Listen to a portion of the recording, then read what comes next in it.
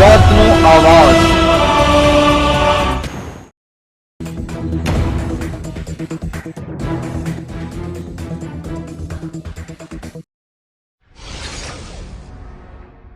રાજકોટ જિલ્લાના ધોરાજીમાં કોર્ટ નજીક આવેલ મુખ્ય રસ્તો ખખડધજ હાલતમાં અને બિસ્માર હાલતમાં રસ્તો ખરાબ હોય ત્યારે એક સ્થાનિક વ્યક્તિ આ જ ખાડાઓમાં ઝાડવા મૂકી પોતાની ફરજ અદા કરી।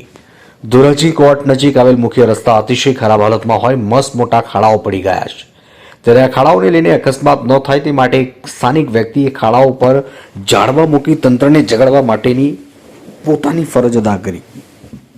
મારું નામ આશીષભાઈ જેઠવા, સામાજિક કાર્યકર ધોરાજી। આજે ધોરાજીના વિસ્તારમાં જે કોર્ટ પાસે કોર્ટવાળો રોડ છે એ અતિશય ગંભીર હાલતમાં છે।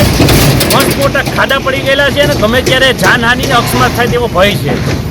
આ રોડ ઉપરથી જુનાગઢ રોડનું કામ ચાલુ હોવાના કારણે એસટી, ટ્રાવેલ્સો, ટેન્કરો તેમજ અનેક વાહનો અહીંથી જ પ્રસાર થાય છે જુનાગઢ જવા માટે। ત્યારે આ કોર્ટની સામે જ મસ્ત મોટા ખાડા પડી ગયા છે। કોન્ટ્રાક્ટરોની બેદરકારીને કારણે જે કોન્ટ્રાક્ટરના જવાબદારી હોય છે રોડ બન્યા પછી ખાડા પડે તો તરત પાછું રિપેરિંગ કરવાના, પરંતુ કોન્ટ્રાક્ટર દ્વારા કોઈ પણ કાર્યવાહી કે કોઈ રોડ બનાવવામાં ન આવે, જેથી કરીને અહીંના એક યુવાન છે કયુભાઈ કરીને, એને રોડમાં અકસ્માત ન થાય અને લોકોની જાનહાનિ ન થાય, જેના કારણે વચ્ચે રોડ વચ્ચે ઝાડવા રાખી અને લોકોની સેફટી માટે એને ઝાડવા ખાડા પાસે મૂકેલા, જેથી કરીને સેફટી માણસોની જળવાઈ રહે।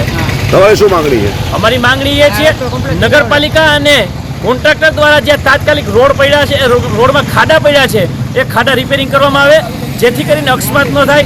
અને આ વિસ્તારના જે ધારાસભ્ય છે એ ચૂંટણી પછી ગાયબ થઈ ગયેલા છે। ધારાસભ્ય પણ આમાં અંગત રસ લઈને અત્યારે વહીવટદાર શાસન છે, ત્યારે ધારાસભ્ય પણ નગરપાલિકાને સૂચના આપીને રોડનું કામ તાત્કાલિક કરાવવું જોઈએ। શું કર્યું તમે આજે?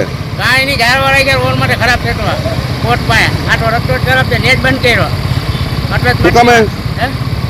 અટટમટની વાયા નગરપાલિકાની ભૂલ છે, ધારાસભ્યની ભૂલ છે, એ તો ખાડા પડી ગયા।